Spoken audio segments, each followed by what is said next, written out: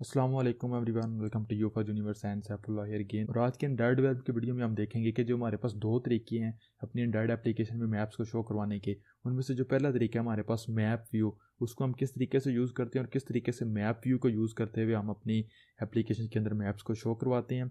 और map view को जब हम यूज़ करते हैं अपनी एप्लीकेशन के अंदर मैप शो करवाने के लिए, तो हमें कुछ एक्स्ट्रा कोड करना पड़ता है, एक्स्ट्रा एक लेयर क्रिएट करनी पड़ती है, तो उसको भी हम देखेंगे। So let's get started.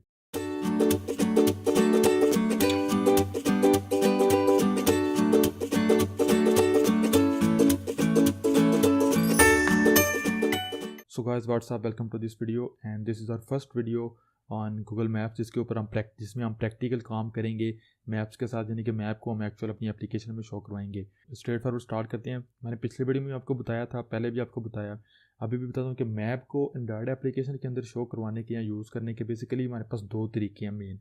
एक तरीका हमारे पास है मैप व्यू को हम यूज़ कर सकते हैं, दूसरा तरीका हमारे पास है हम मैप फ्रैगमेंट को या जनरल फ्रैगमेंट को यूज़ कर सकते हैं।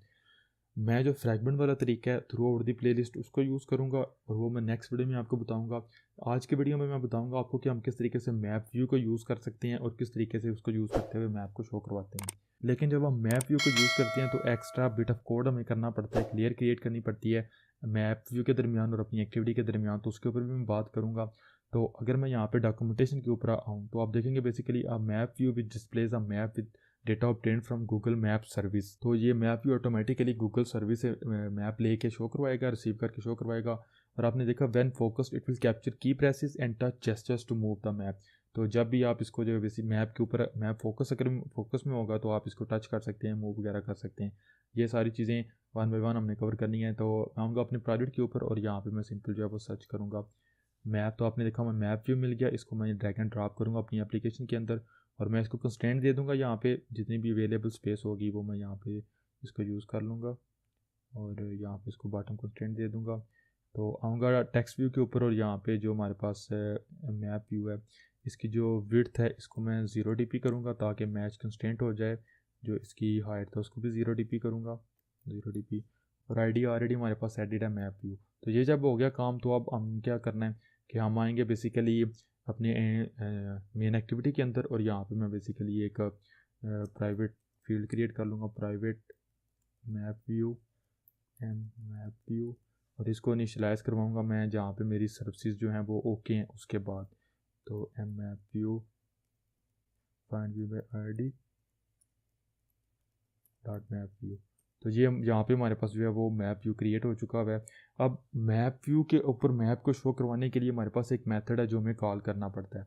तो आप वो कॉल करेंगे, मैं यूज़ करूँगा एम मैप व्यू डॉट, आपने देखा गेट मैप। पहले हमारे पास एक मेथड होता था गेट मैप का, लेकिन अभी वो डेप्रिकेट हो चुका है, रिमूव हो चुका है। अब हमारे पास मेथड है गेट मैप ए सिंक। इसका मतलब ये कि ये बैकग्राउंड थ्रेड के ऊपर मैप को गेट करेगा, हमारा मेन यूआई थ्रेड ब्लॉक नहीं होगा। तो इसको बेसिकली हमने पास करना, आपने देखा on map ready call back interface है एक, तो मैं दिस पास कर दूंगा इसके लिए।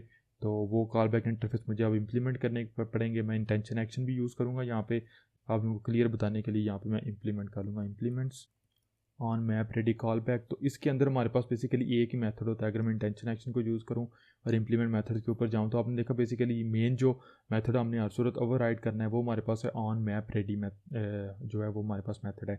ओके करेंगे तो ये मेथड हमारे पास इंप्लीमेंट हो गया। इसको मैं यहाँ से बेसिकली मूव कर लूँगा यहाँ पे ऊपर, क्योंकि इसके साथ हमने मेन काम करना है। तो बेसिकली होता क्या है कि जैसे ही हम मैप व्यू के ऊपर गेट मैप एसिंक को कॉल करते हैं तो ये बैकग्राउंड थ्रेड के ऊपर हमारे पास जो मैप है उसको रिसीव करता है, क्रिएट करता है, शो करवाता है। जैसे ही मैप रेडी हो जाता है हमारा, तो हमारे पास ये मेथड हमारा कॉल होता है और हमारा मैप शो होना शुरू हो जाता है। और यहाँ पे हम बेसिकली लॉग कैट को यूज़ कर सकते हैं और मैं कह दूँगा map is showing on the screen. और जो टैग है यहाँ पे मैं यूज़ कर लूँगा मैप डिबग और इसको मैं एक्सट्रैक्ट कर लूँगा टैग के अंदर।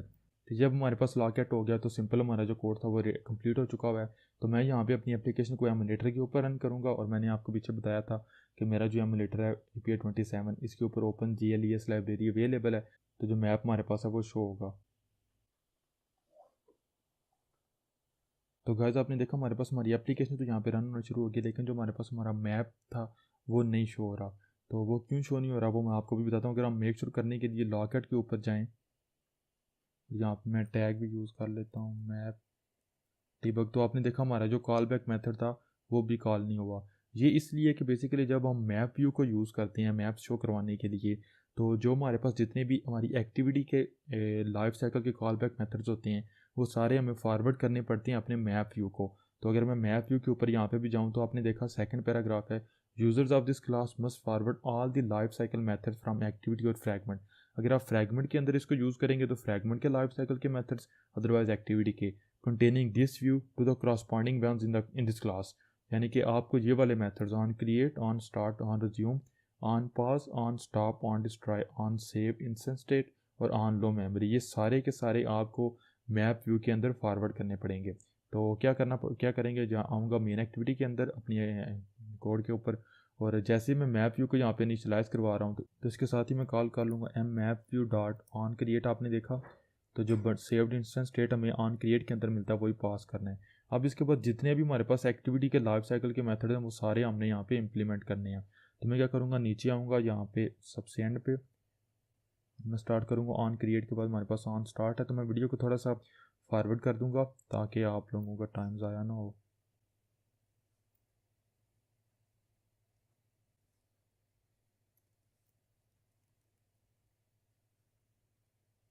ये हमारे पास इम्प्लीमेंट हो गया। अब सेम यही मेथड हमने कॉल करनी है, ऑन स्टार्ट है तो m map view dot on start call करना है।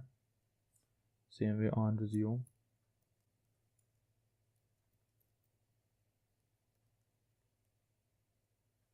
इसी को कॉपी कर लूँगा।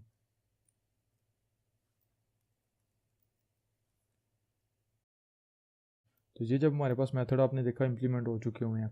ऑन क्रिएट के लिए हमने क्या किया कि m map view dot on create और उसको जो सेव्ड इंस्टेंस स्टेट हमें मिलता है ऑन क्रिएट के अंदर वो पास किया। उसके बाद हमारे पास जितने भी लाइफ साइकिल मेथड थे एक्टिविटी के या फ्रैगमेंट के, on start, on resume, on pause, on stop, on destroy, on save instance state और ऑन लो मेमोरी, ये सारी हमने कॉल की और सब के लिए क्रॉसपॉन्डिंग हमारे पास मैप व्यू की क्लास के अंदर मेथड है वो हमने कॉल किया। ऑन स्टार्ट के लिए map view dot on start, on resume के लिए map view dot on resume and so on. तो अब अगर मैं दोबारा अपनी एप्लीकेशन को रन करता हूँ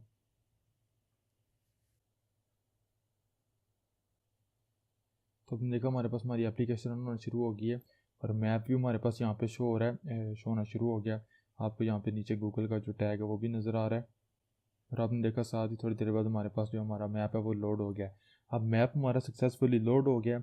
अब डिफ़ॉल्ट इसकी लोकेशन आपको नज़र आ रहा होगा नाइजीरिया और माली के दरमियान है। ये क्यों है? ये इसलिए कि आपको पता होगा, अब इसके ऊपर मैं डिटेल में बात तो नहीं करना चाहता, आई थिंक सो आपको पता होगा। मैं एक सेपरेट वीडियो में, एक दो वीडियोज़ के अंदर इसको एडजस्ट करके आपको बता दूंगा कि जियोग्राफिकल लोकेशन किस तरीके से काम करती हैं। जिस तरीके से हमारे पास एक्स एक्सिस और वाई एक्सिस होता है, 0 0 हमारे पास सेंटर पॉइंट होता है, उससे फिर हम एक्स एक्सिस वाई एक्सिस की तरफ पॉजिटिव नेगेटिव में जाते हैं। सेम ये जो पूरी दुनिया का कोऑर्डिनेट सिस्टम है, कोऑर्डिनेट्स हैं लैटिट्यूड और लॉन्गिट्यूड, वहाँ पे जो 0 0 की लोकेशन है ये वो तकरीबन यहाँ पे है।